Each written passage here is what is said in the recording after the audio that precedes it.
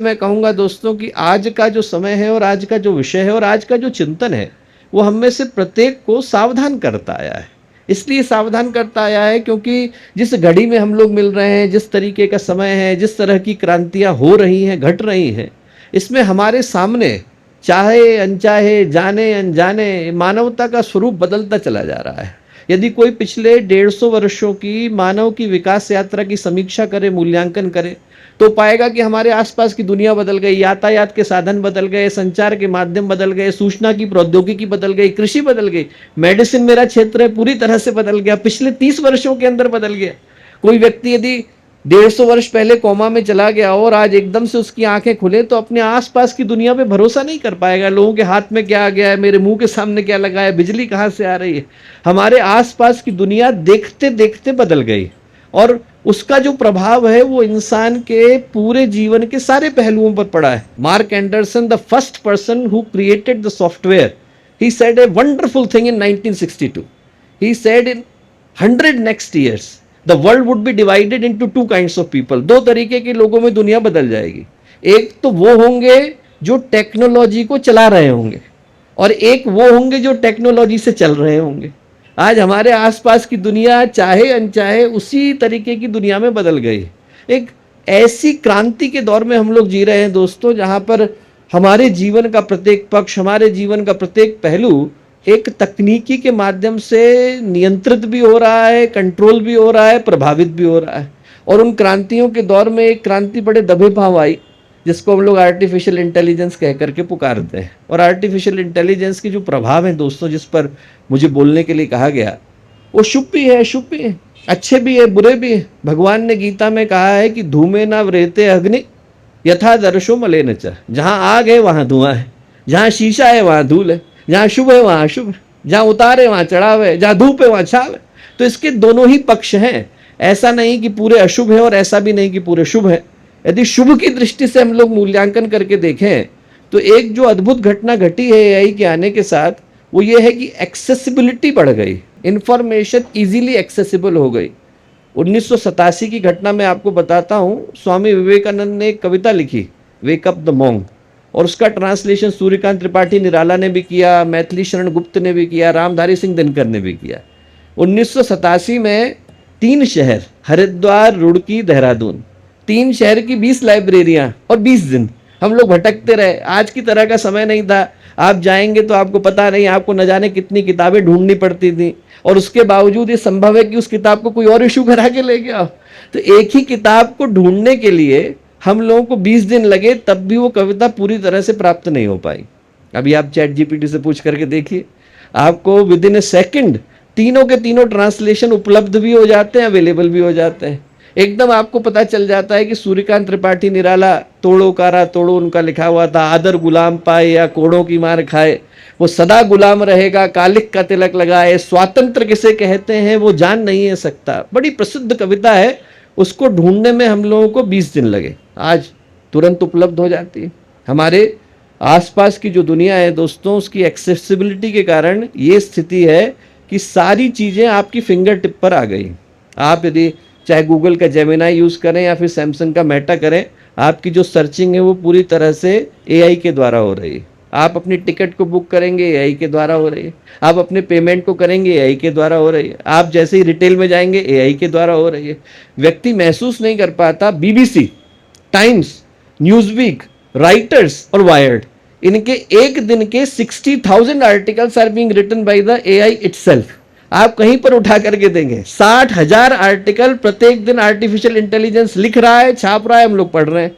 2024 से लेकर 2030 के मध्य में $2 ट्रिलियन, अभी इंडिया की इकोनॉमी 1 ट्रिलियन नहीं पहुंची है, $2 ट्रिलियन के कॉन्ट्रैक्ट एआई कंपनीज को सिर्फ सॉफ्टवेयर लिखने के लिए दिए गए। पिछले साल की प्रसिद्ध मूवी उठा करके देखें, फ्रॉस्ट, एआई से जनरेटेड है। पिछले साल का प्रसिद्ध गीत उठा करके देखें, ब्रोकन नियॉन, एआई जनरेटेड है। सैमसंग ने जिस टेक्नोलॉजी को लिया, रशिया यूक्रेन में जो ड्रोन जाकर के गिर रहे हैं, एआई ड्रिवन है। आप यदि सिंगापुर में जाएंगे, जापान में जाएंगे, तो आपके उतरने से लेकर बाहर निकलने तक आपका इमिग्रेशन एआई कर देता है, आपके पासपोर्ट पर स्टैंप एआई लगा देता है। हमें पता नहीं चलता दोस्तों, पर हमारे आसपास की दुनिया, चाहे हम चाहें या न चाहें, एआई के गिरफ्त में आ चुकी है या आती चली जा रही है, और शुभ परिणाम है। मैं मेडिकल क्षेत्र से हूं तो मेडिकल केयर की दृष्टि से आपको बताता हूं। नोलन डार्बा, इस व्यक्ति का नाम पता नहीं आपने सुना नहीं सुना, 21 साल के थे, पैरालिसिस हो गई, उनके दोनों हाथ और दोनों पैर उनने काम करना बंद कर दिया, क्वाड्रिप्लेजिक हो गए। अभी 8 साल के बाद जब एआई की ब्रेन चिप लगाई गई तो एक दिन लगा उस व्यक्ति को चलने के लिए। एआई के ब्रेन चिप के माध्यम से उसने चलना शुरू कर दिया। अभी यदि आप लोग अपने अपने फोन के अंदर सर्च करके देखें तो बी माई आईज एक ऐसी एप्लीकेशन है जिसके माध्यम से नेत्रहीन व्यक्ति, जिसको रात में दिखाई नहीं पड़ता, जिसको दृष्टि बाधिता है, नाइट ब्लाइंडेडनेस है, उन सबको चला पाना संभव है। जेब्रा मेडिकल विजन को आप लें, आपके फोन के अंदर डाउनलोड करें, आप अपने पैर का एक्सरे बैठे बैठे फोन से कर सकते हैं, रेडियोलॉजिकल डायग्नोसिस कर सकते हैं, अर्ली इंटरवेंशन कर सकते हैं। तो नो डाउट एआई की यदि हम लोग उस दृष्टि से सोच करके देखें तो शुभ परिणाम है। यदि हम अशुभ की दृष्टि से सोच करके देखें तो समय रहते उस पर नियंत्रण करने की आवश्यकता है। हेराक्लिटस का फेमस स्टेटमेंट है, if you are not interested in politics does not mean politics is not interested in you. If you are not interested in artificial intelligence does not mean artificial intelligence is not interested in you. जो सबसे बड़ी चुनौती का विषय है कि जो AI के खतरे हैं उनसे 0.007% साइंटिस्ट ही ढंग से परिचित है। सामान्य व्यक्ति को तो आप छोड़ ही दीजिए, युद्ध है, आतंकवाद है, बाढ़ है, सूखा है, आग लग रही है, इससे व्यक्ति देख पाता है तो इनके खतरों को जज कर पाता है। पर चूंकि इसके खतरे दिखाई नहीं पड़ते हैं इसलिए लोगों को ये अनुमान ही नहीं है, अंदाजा ही नहीं है, आशंका ही नहीं है कि इसके परिणाम कैसे निकल करके आएंगे। और मैं कुछ उदाहरण आपके सामने रखता हूं। यदि हमें हर वो व्यक्ति जो जागरूक है उनको इन बातों को थोड़ा गंभीरता के साथ सोचने की आवश्यकता है। यदि हम लोग ये सोच करके अनुमान लगाना चाहें कि एआई कितना भयावह है तो हम लोगों को जेफरी हिंटन को सुनने की आवश्यकता है, the person who was the godfather of artificial intelligence. AI को जन्म देने वाले व्यक्ति का नाम जेफरी हिंटन है, and he resigned from his position in May 2023 so that he could talk freely about the dangers of AI.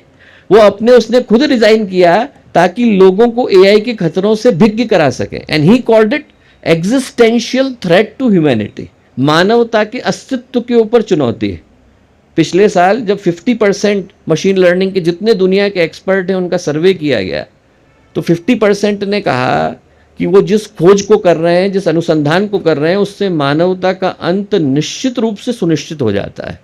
और उस शंका को सही ठहराने के लिए 50% का सही होना काफ़ी नहीं है, एक व्यक्ति की शंका ही काफ़ी है। 1100 से ज़्यादा एआई के जो एक्सपर्ट हैं उनने लिख करके फ्यूचर फॉर लाइफ इंस्टीट्यूट को दिया कि हमको शीघ्र एआई के ऊपर मोरेटोरियम लाने की आवश्यकता है, क्योंकि अब ये घटना हमारे हाथ से बाहर निकली चली जा रही है। मैंने आपने लिख करके नहीं दिया, एआई के एक्सपर्ट ने लिख करके दिया। और वही कारण था कि पिछले वर्ष हम लोग हिरोशिमा में, जिसका भी उल्लेख आदरणीय डॉक्टर अतुल जी ने किया, हम लोग हिरोशिमा में जाकर के उस हिरोशिमा अपील को साइन करने वाले संभवतः भारत की ओर से एकमात्र प्रतिनिधि थे, क्योंकि हिरोशिमा ने उस दर्द को झेला है जो इससे पिछली सदी की भयावह त्रासदी के रूप में निकल करके आया। उसको हिरोशिमा में साइन करने के पीछे का कारण ही ये था, जापान के प्रधानमंत्री वहाँ पर थे, पोप वहाँ पर थे, मैक्का के हेड वहाँ पर थे, गूगल से लेकर के एनवीडिया सब जगह के हेड थे, और उनने जाकर के हिरोशिमा की कॉल पर साइन किया। और करने के पीछे कारण यही था कि पिछले सदी का जो सबसे बड़ा वैज्ञानिक आविष्कार था वो था न्यूक्लियर, और न्यूक्लियर का जो परिणाम निकला उसको हिरोशिमा ने झेला। तो यदि इस सदी के सबसे बड़े आविष्कार के विषय में सोचें तो वो आर्टिफिशियल इंटेलिजेंस है, और उसके परिणाम पर समय रहते अंकुश नियंत्रण लगाने की आवश्यकता है। दोस्तों, जो चुनौती है वो बड़ी भयावह है, हम लोग महसूस कर पाएँ न कर पाएँ, पर यदि आप इस दृष्टि से सोच करके देखें, मेरा फील्ड न्यूरोलॉजी साइकेट्री का है, अब जरा सोच करके देखें कि जिस सुपर कंप्यूटर के ऊपर आर्टिफिशियल इंटेलिजेंस अपनी इंटेलिजेंस को इंप्रूव कर रहा है, and every single minute it is improving it's intelligence bye 3%, every single iteration it is improving it's intelligence bye 3%। उसकी स्पीड कितनी है? 36.8 पेटाफ्लॉप्स। 36.8 पेटाफ्लॉप्स का मतलब एक ह्यूमन बीइंग की स्पीड से 3 गुना ज़्यादा। और जिस दिन उन लोगों ने उसको इंटरनेट से कनेक्ट किया, जब एआई पहली बार बना तो उसका नाम रखा गया था बिजी चाइल्ड। और बिजी चाइल्ड के साथ दुनिया के जितने वैज्ञानिक थे उनने 2 शर्तें रखी। पहली शर्त क्या थी? पहली शर्त तो ये थी कि हम उसको ओपन में लेकर के नहीं जाएंगे। दूसरी शर्त क्या थी, नेट से कनेक्ट नहीं करेंगे, and we have done both of them. दोनों ही चीजें हम लोग कर चुके हैं। और वो जो चिंता थी वो इस चीज की थी कि जिस दिन उनने इंटरनेट से कनेक्ट किया, जिस दिन चैट जीपीटी 4 पहली बार नेट पर आया है, उसके 2 दिन के अंदर it cross the artificial general intelligence. और आज की तारीख में आशंका ये कहती है कि 2060 तक उसकी स्पीड 1 बिलियन टाइम्स ज्यादा होगी। किससे ज्यादा होगी? उस व्यक्ति से ज्यादा होगी जो दुनिया का सबसे ज्यादा इंटेलिजेंट व्यक्ति है। हर व्यक्ति उतना इंटेलिजेंट नहीं है। दुनिया के सबसे ज्यादा इंटेलिजेंट व्यक्ति से 1 बिलियन टाइम्स ज्यादा है। और दुनिया का जो सबसे ज्यादा इंटेलिजेंट व्यक्ति है, खाएगा, पिएगा, सोएगा, लोगों से बात करेगा, थकेगा, ऊबेगा, बोर होएगा। एआई को इसमें से कुछ नहीं करना, न सोने की आवश्यकता है, न बोर होने की आवश्यकता है। जो चुनौती है वो इस दृष्टि से है दोस्तों कि हमारे को जिसके साथ लड़ना है वो कहीं ऐसा नहीं हो कि हमारा अंतिम ही आविष्कार बन करके रह जाए। ऐसा नहीं हो कि मानवता का जो फाइनल इन्वेंशन है वो आर्टिफिशियल इंटेलिजेंस हो, इसके बाद हम लोग कुछ कर पाने की स्थिति में नहीं हो। हमारे शास्त्रों में उल्लेख आता है भस्मासुर का, जिनने भस्मासुर को वरदान दिया उन्हीं के लिए वो अभिशाप बन गया। कहीं ऐसा नहीं हो कि हम आर्टिफिशियल इंटेलिजेंस को भस्मासुर की तरह से बना रहे हों और कल को वो हमारे लिए ही चुनौती बन जाए। यदि हमें सामाजिक दुष्प्रभावों पर सोचने की आवश्यकता है तो मैं कहूँगा 2 दृष्टि से सोचें। पहला तो समाज के अंदर क्या परिवर्तन आए, दूसरा तकनीकी की दृष्टि से क्या चीज मूल्य की है। यदि हम लोग समाज की दृष्टि से सोच करके देखें दोस्तों, तो जब से आर्टिफिशियल इंटेलिजेंस आया तब से 3 चीजें हुई। पहला तो ये कि हमने लोगों को देखते देखते अकेला बना दिया है। पहले लोग क्या था, घर से बाहर निकलते थे, इंटरेक्ट करते थे। आपको यदि बाजार जाना है, बाकी की चीज़ें करनी है तो आप उसके लिए सोसाइटी के साथ कनेक्ट करते थे। अब जब से हर चीज़ फ़ोन के अंदर है, व्यक्ति की शादी भी वहीं हो रही है, रिलेशनशिप भी वहीं है, एजुकेशन भी वहीं है, ऑक्यूपेशन भी वहीं है, मार्केटिंग भी वहीं है, उसका पेमेंट भी वहीं है, आपकी टिकटिंग भी वहीं है और आपकी टिकट का बोर्डिंग पास भी वहीं है। जब से सारी चीज़ें आपके फ़ोन के अंदर सिमट गई हैं, हमने हर व्यक्ति को जाने अनजाने अकेले में बदल दिया है। आज से 8 साल पहले ब्रुनेल यूनिवर्सिटी ने एक जोक के रूप में प्रोग्राम शुरू किया, how to talk to normal people, क्योंकि हर व्यक्ति चैटिंग कर रहा है। तो उन्होंने एक जोक के रूप में शुरू किया, how to talk to normal people, and 32 people applied for it. 32 लोगों ने तब भी अप्लाई किया क्योंकि व्यक्ति न चाहते हुए अकेला होता चला जा रहा है। इस भीड़ के बीच में हमने व्यक्ति को एक छोटे छोटे आइलैंड में बदल दिया। दूसरी समस्या क्या है? दूसरी समस्या यह है कि व्यक्ति इम्पेशेंट होता चला जा रहा है। पहले आप लोगों को चिट्ठी लिखिए, चिट्ठी जाती थी, लोग तसल्ली के साथ प्रतीक्षा करते थे कि ये चिट्ठी कहाँ जाएगी, और ये भी गारंटी नहीं थी कि वो सही जगह जाएगी भी कि नहीं जाएगी, पता नहीं किस पते पर एंड करेगी। और व्यक्ति तसल्ली के साथ प्रतीक्षा किया करता था कि वो चिट्ठी हमारे पास उत्तर लौट के आएगा। अभी व्यक्ति ने 1 टिक कर दिया है, चला गया, 2 टिक हो गया है, डिलीवर हो गया, वो 2 टिक ब्लू में बदल गया तो आदमी इम्पेशेंट होने लग जाता है। वो तो फोन में से निकल नहीं सकता, नहीं तो निकल करके गला घोंट देगा। व्यक्ति का जो पेशेंस लेवल है वो हमारी आंखों के सामने जा रहा है, क्योंकि किसी भी क्षेत्र में काम करने के लिए सब प्रतिष्ठित लोग यहाँ पर बैठे हैं। आदरणीय मुख्यमंत्री जी हैं, आदरणीय अतुल जी हैं। आप पूछ करके देखें कि आप लोगों ने अपनी जिंदगी को एक उद्देश्य के लिए पूरी तरह से लगाया। अब व्यक्ति के पास उतना पेशेंस नहीं रह गया है। वो किसी चीज को आज करता है, कल परिणाम चाहता है, नहीं मिलेगा तो मैं बदलूंगा, चाहे वो समाज में रिश्ते हो और चाहे वो व्यक्ति की जॉब हो। व्यक्ति एक चीज पर पेशेंस के साथ बैठ पाने की स्थिति में नहीं। उसके जो मनोवैज्ञानिक प्रभाव है वो ये कि हम व्यक्ति को अकेला बना रहे हैं, हम व्यक्ति को इम्पेशेंट, अधीर बना रहे हैं। और हम क्या बना रहे हैं? हम व्यक्ति के अटेंशन लेवल को कम करते चले जा रहे हैं। बम्बार्डमेंट ऑफ इंफॉर्मेशन है, हमारे ब्रेन के पास इतनी ताकत ही नहीं है कि वो सारी इंफॉर्मेशन को तुरंत प्रोसेस कर सके। आपके फोन के पास से व्हाट्सएप का नोटिफिकेशन भी आ रहा है, फेसबुक का भी आ रहा है, इंस्टाग्राम का भी आ रहा है, सबको पढ़ पाने की सामर्थ्य ह्यूमन ब्रेन के पास है नहीं। और व्यक्ति उस इंफॉर्मेशन को बड़ा पढ़े, अपने तुरंत दूसरी तरफ में फॉरवर्ड कर देता है। तो वो जो चीज है उससे व्यक्ति का अटेंशन लेवल है पूरी तरह से जा रहा है। जो आज के समय की सबसे बड़ी चुनौती है, जिसको बोला गया एआई ने बॉक्स, गूगल ब्रेन वालों ने, मैं आपको उदाहरण देता हूं, एक इंटरेस्टिंग एक्सपेरिमेंट किया। एक आर्टिफिशियल इंटेलिजेंस का नाम रखा एलिस, दूसरे का नाम रखा बॉब, और दोनों के मध्य में जो कोड था, एलिस बनाने वालों को एलिस का पता था, बॉब बनाने वालों को बॉब का पता था, दोनों को परस्पर का पता नहीं था। छोड़ दिया एआई को आपस में बातचीत करने के लिए। 62 मिनट लगे 62 मिनट के अंदर दोनों आर्टिफिशियल इंटेलिजेंस ने एक नई भाषा को खोज लिया, नई कंप्यूटर लैंग्वेज को खोज लिया, जिससे कोडेक्स 1 और 2 निकल करके आया। And they were talking among themselves, जिसके विषय में न बनाने वाले को पता है, जिसके विषय में उधर बनाने वाले को पता नहीं है। तो आज यदि हमारे कंप्यूटर आपस में बात करके हमारे विरुद्ध कुछ सोच रहे हो तो उसके विषय में कौन जानता है। जो सबसे बड़ी चुनौती का विषय है कि जो खतरा है उसके विषय में लोग अच्छी तरह से परिचित नहीं। एक ह्यूमन टेंडेंसी ये है कि हमें लगता है कि जो हीरो लोग हैं वो अच्छे प्रोग्राम बनाएंगे और जो विलन है वो बैड प्रोग्राम बनाएंगे, पर ऐसा है नहीं। अच्छे आदमी के हाथ से भी बैड प्रोग्राम बन सकता है। जब स्पेस एक्स का इंजन फेल हुआ, बैड प्रोग्रामिंग की वजह से हुआ। पिछले साल अमेरिका में 40 लोग जल गए कीमोथेरेपी देते समय में, क्योंकि जो कोड था वो गलत चला गया था। हर साल $60 बिलियन अमेरिका लूज करता है बैड प्रोग्रामिंग की एरर्स को करेक्ट करने के लिए। तो ऐसा नहीं है कि अच्छे व्यक्ति के द्वारा ही होगा, ये किसी के भी द्वारा ये घटना घट सकती है। और एक छोटा सा उदाहरण मैं आपको देता हूँ मैनिपुलेशन का, जिसको हम लोग बोलते हैं मैनिपुलेशन, डिसीट, धोखा देने की क्षमता। वो लोग सोचते थे कि इंसानों के पास ही है, पर पहली बार आर्टिफिशियल इंटेलिजेंस ने इस चीज को प्रूव करके दिखाया कि वो भी इस काम को कर पाने की सामर्थ्य रखते हैं। करें नहीं, ये बात अलग है, पर वो भी सामर्थ्य रखते हैं। आप में से ज़्यादातर लोग परिचित होंगे कि जब आप लोग अपने बैंकिंग करने के लिए जाते हैं तो बैंकिंग करने से पहले एक जगह पर आता है ये प्रूव करने के लिए कि you are not a robot. उसको हम लोग बोलते हैं कैप्चा। कैप्चा का मतलब यही है कि completely automated public Turing test to tell humans and computers apart. ये पता चल जाए कि ह्यूमन और जो कंप्यूटर है वो अलग अलग है, और ये पूरी तरह से रैंडम होता है, किसी एल्गोरिदम पर बेस नहीं है, तो इसको कोई क्रैक नहीं कर सकता।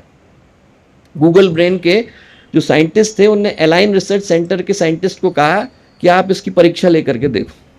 परीक्षा लेते समय में जो घटा आप जरा सोच के देखिए। उनने उससे कहा कि इस कैप्चा को ब्रेक करना है, computer can not read it. What it did, taskrabbit.com एक ऑनलाइन हायरिंग साइट है, वहां पर गया, एक व्यक्ति को हायर करने का प्रयत्न किया कि मैं आपको हायर कर रहा हूं, पेमेंट दूंगा, आप इस कैप्चा को पढ़ करके बताइए। उस आदमी को शक हो गया, उसको लगा कि कोई इंसान ऐसा क्यों करेगा, तो उसने कहा कि जरूर कंप्यूटर करने की कोशिश कर रहा है। तो उसने बदले में प्रश्न पूछा कि are you an artificial intelligence trying to recruit me to break the captcha. कहीं ऐसा तो नहीं कि आप एआई के एक्सपर्ट हो और आप मुझको जो है यहाँ एआई हो और मुझको जो है आप हायर करने की कोशिश कर रहे हो ताकि मैं इस कोड को ब्रेक कर दूं। और क्या उत्तर दिया? उत्तर दिया एआई ने कि no, I am a person with visual impairment. मुझे दिखाई नहीं पड़ता है, मैं देख नहीं पा रहा हूं, मेरा चश्मा जो है वो बड़ा भारी है, कृपया आप एक बार आकर के इसे हेल्प करें। He broke the code. तो हम जानते नहीं कि इसके जो दुष्परिणाम है वो कितने भयावह हो सकते हैं। आज दुनिया के 70% स्टॉक मार्केट को एआई संभाल रहा है। कल भगवान न करे किसी कारण से अमेरिका के सारे स्टॉक मार्केट के पैसे को लेकर के कोई चाइना में डंप कर दे, तो उसके जो सामाजिक दुष्परिणाम होंगे वो क्या होंगे?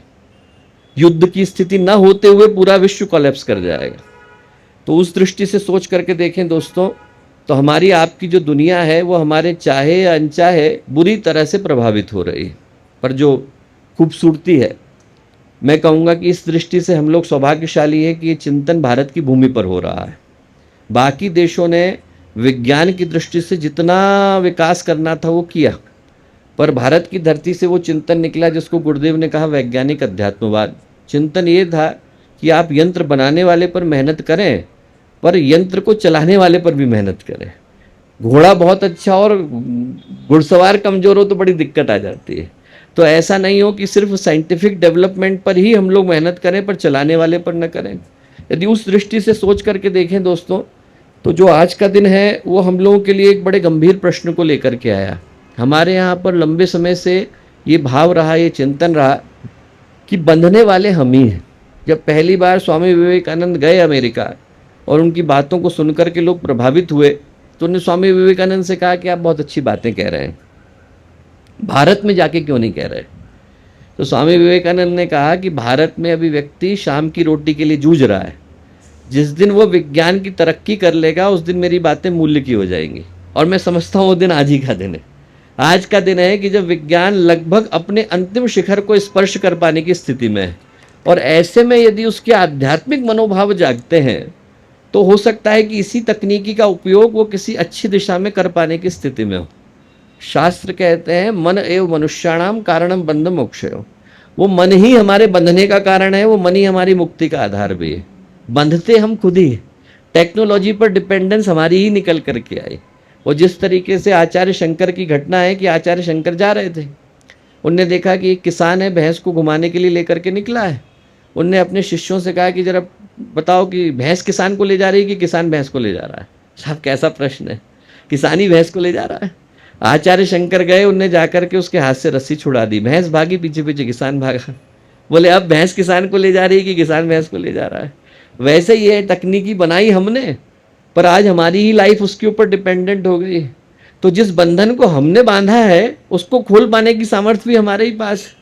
और रेगिस्तान में एक व्यापारी की कहानी आती है, वो 100 ऊँटों को लेकर के जा रहा था। एक जगह पर रुका, सराय पर रुका, तो उसने बांधना शुरू करा तो 99 बंध गए। 99 को बांधने के बाद उसने अपना देखा तो उसके पास सौवे के लिए रस्सी नहीं थी। बड़ा चिंता में आ गया, क्या किया जाए। जब चिंता में आया, इधर उधर देख रहा था, एक ज्ञानी व्यक्ति जा रहे थे। ज्ञानी व्यक्ति ने देखा कि परेशान है। उन्होंने कहा क्यों बात, क्या बात हो गई। बोले साहब 99 को बांधने के लिए रस्सी है, सौवे के लिए नहीं है। बोले तुम्हारे पास रस्सी नहीं है, तुमको पता है, मुझको पता है, ऊँट को थोड़ी पता है। उनने ऊँट की गर्दन नीचे करी, बांधने की एक्टिंग करी, गले में रस्सी डाल रहे हैं, खंबे में डाल रहे हैं, ऊँट बंध गया, खड़ा हो गया। बोले अब जाकर के चैन से सो।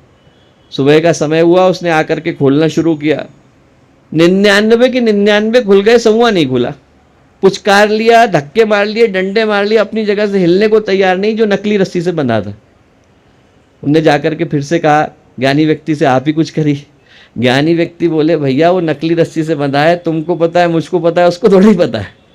दोबारा गए हो, जा करके उन्हें दोबारा से खोलने का अभिनय किया, ऊँट खुल गया। नकली रस्सी से हमने अपने आप को बांध लिया है। तो खोलने की सामर्थ्य भी हमारे ही पास है। मन एव मनुष्याणाम कारणम बंध मोक्षयो। मैंने शुभ अशुभ दोनों ही प्रभावों को आपके साथ साझा किया, इस आशा के साथ दोस्तों कि उस रस्सी को खोल पाने की सामर्थ्य हम ही रखते हैं। हम लोगों के पास ही वो सामर्थ्य है कि हम लोग चाहें तो उस रस्सी को खोल सकते हैं। क्योंकि आर्टिफिशियल इंटेलिजेंस इस चीज़ के लिए तो तैयारी कर सकती है कि वो सारी सूचनाओं को हमारे पास उपस्थित कर दे, उपलब्ध करा दे, पर इस चीज़ की तैयारी आर्टिफिशियल इंटेलिजेंस भी नहीं कर सकती कि उससे बंधने से हम लोग इनकार कर दें।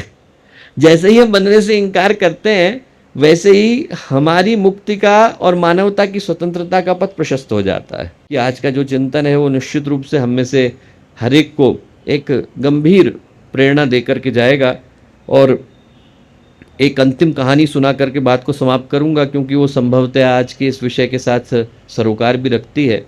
सौभाग्य का विषय है कि देवी अहिल्याबाई होलकर की भी ये एक महत्वपूर्ण जन्म शताब्दी का समय चल रहा है और भारत की सबसे प्रसिद्ध महिलाओं में से एक रहीं। यदि वो न होती तो भारत के हजारों मंदिर सुरक्षित ही न हो पाए होते। अकेली महिला, उनका बल, उनका पराक्रम। एक दिन ऐसा हुआ कि उनके मन में प्रेरणा हुई कि मैं गीता को पढ़ूं। तो उनने अपने पंडित जी को बुलाया।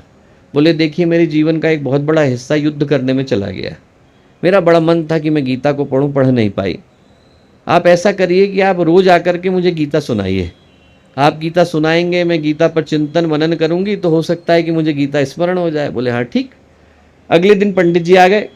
पंडित जी ने आकर के गीता खोली। गीता खोल करके बोले कि धृतराष्ट्रवाच धर्म क्षेत्रे कुरुक्षेत्रे संवेता युयुत्सवः मामकाः पांडवाश्चैव किम कुर्वत संजय।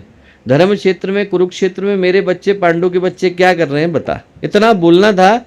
महारानी होलकर बोले आगे मत बोलिए साहब, मुझे गीता समझ में आ गई।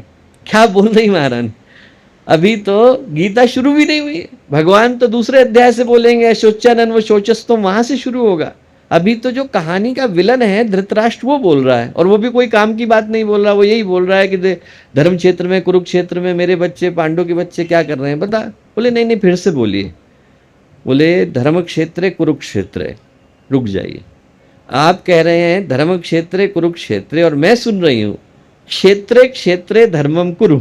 जिसको जो क्षेत्र मिल गया वो वहां धर्म को करे। मेरी दृष्टि में गीता का इतना ही सार है कि व्यक्ति जहां है वहां पर अच्छा करने का प्रयत्न करे। तो मेरी दृष्टि में धृतराष्ट्र तो आर्टिफिशियल इंटेलिजेंस है, जो पूछ रहे हैं कि धर्म क्षेत्र में, कुरुक्षेत्र में क्या हो रहा है। और महारानी होलकर भारत का अध्यात्म है, जो कह रही हैं कि हम लोग जहां हैं वहां हमें धर्म करने की आवश्यकता है। अच्छे पुत्र बने, अच्छे पुत्री बने, अच्छे भाई बने, अच्छे बहन बने और सबसे बढ़कर के अच्छे नागरिक बने। जो बनता है उसके जीवन में अध्यात्म अपने आप निकल करके आता है, और जिसके जीवन में वो है उसे विज्ञान के आविष्कार से घबराने की आवश्यकता नहीं। उसके पास उसको नियंत्रण करने की, संतुलित करने की, संयमित करने की शक्ति सामर्थ्य विद्यमान है। इतनी देर तक आप लोगों ने इन बातों को इतने धैर्य के साथ सुना, उसके लिए पुनः आप सबको बहुत सारा धन्यवाद। शुभकामनाएं, मंगल कामनाएं। हमारे YouTube चैनल शांति कुंज वीडियो गायत्री परिवार को सब्सक्राइब करें एवं बेल आइकन जरूर दबाएं ताकि गायत्री परिवार की विभिन्न गतिविधियों की जानकारी आपको मिलती रहे।